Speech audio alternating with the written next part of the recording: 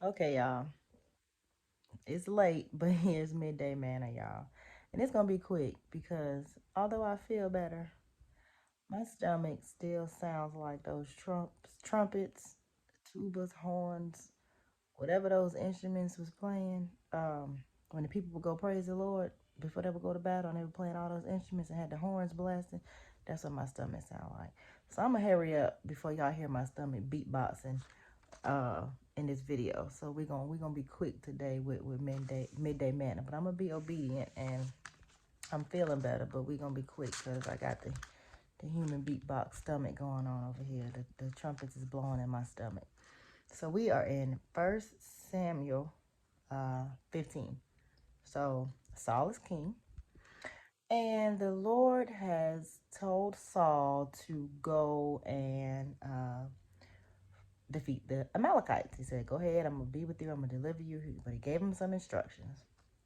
He told him, now go attack the Amalekites and totally destroy everything that belongs to them.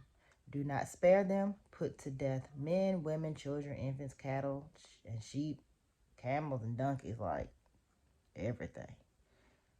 Whew, I was like, all of it, God? All of it. Everything. He said, do not spare them.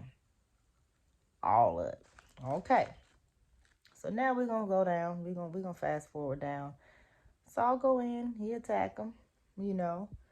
But it says in verse 9, it says, but Saul and the army spared Agag and the best of the sheep and cattle, the fat calves and lambs, everything that was good. I mean, it didn't even go too far down before it's talking about what he spared.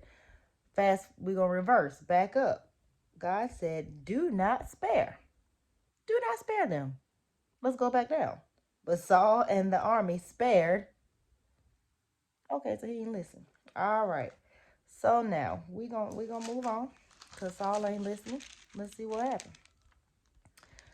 Then he gets back um, to where he went. Well, Samuel goes to look for him. Saul going to Carmel. What are you going to Carmel for?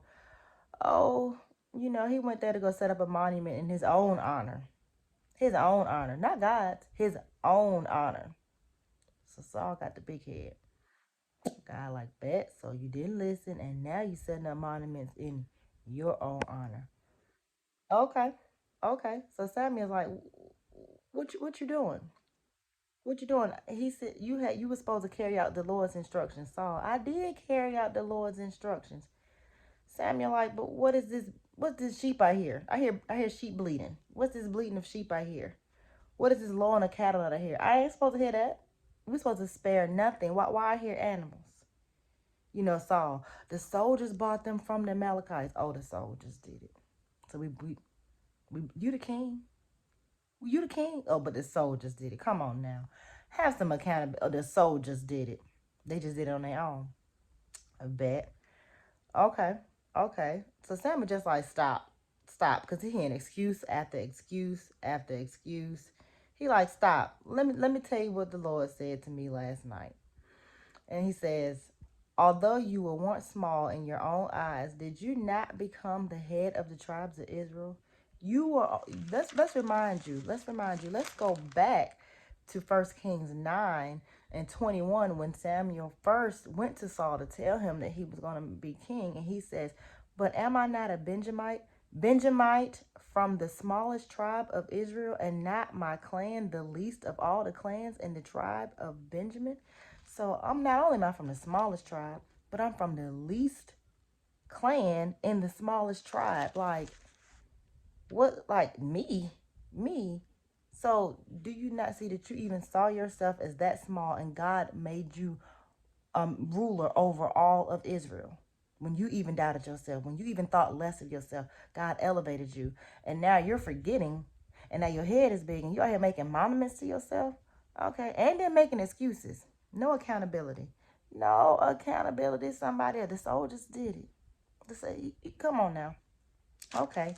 So then he's like, no, but I did obey the Lord. I went on to the mission as the Lord assigned me. I completely destroyed the Amalekites and brought back Agag and their king. That ain't what he told you to do. He didn't tell you bring nobody back. The soldiers took the sheep and cattle from the plunder, the best of what was devoted to God, in order to sacrifice them to the Lord your God at Gilgal. So now you bought it back for God. Now, Lord, I bought that back for you. I know you didn't tell me to do it, but I bought it back for you. The soldiers bought it back, but we was gonna give that to you. Like that's like, we send our kids to the store or something, tell them do something, and they don't do what we said to do, but they try to make it better, like they was doing us a favor. But go to the store and buy me this, this, this. Don't get nothing extra. Bring back all my change. I know how much I'm supposed to get back. Don't buy nothing else.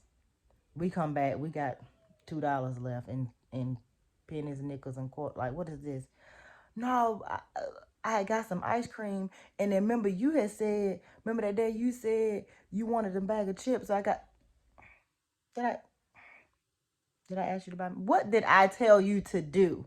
And that's what Saul is doing. And that's what we do sometimes. We do what we want to do, but then we try to make it sound good and make it seem like we was doing it for somebody else. It makes it sound like we was doing somebody else a favor, even though the whole time we was doing what we wanted to do because we wanted to do it. Mm-mm. Mm-mm. Let's go back. 1 Samuel 15. It says, God is saying, to obey is better than sacrifice. I don't need you to sacrifice nothing to me. Don't sacrifice me no cattle. I don't need you to sacrifice. I need you to do what I told you to do. To obey is better than these sacrifices. Okay, y'all. So that's what we're doing today. Obeying is better than sacrifice. And accountability. Let's listen. Do what we supposed to do, and then don't try to blame it on somebody else. But they did it. That they did it, and we only did it because we was gonna do this for you. We only did it because we was trying to help you out and do you a favor. I ain't asked you to do that. To obey is better than sacrifice. So you know what happened as a result of him not obeying and his head getting big and trying to do his own thing? The kingdom was taken. His blessing was given to somebody else. And his blessings was given to? David.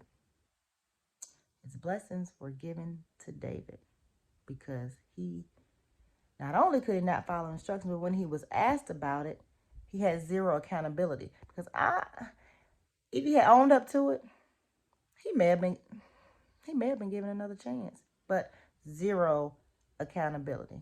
Okay, y'all? So remember, to obey is better than sacrifice. Oh, that got my stomach. I got to go.